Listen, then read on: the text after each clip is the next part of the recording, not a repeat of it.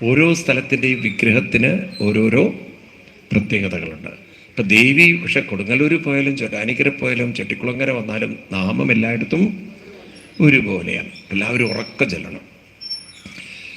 നമ ശിവായോ നമ ശിവായ ഹര ഹര ഭോലെ നമ ശിവായ നമ ശിവായോ നമ ശിവായ ഹര ഹര ഭോലെ നമ ശിവായ നമ ശിവായോ നമ ശിവായ ഹര ഹര ഭോലെ നമ ശിവായ നമ ശിവായോ നമ ശിവായ ഹര ഹര ഭോലെ നമ ശിവായ നമ ശിവായോ നമ ശിവായ ഹര ഹര ഭോലെ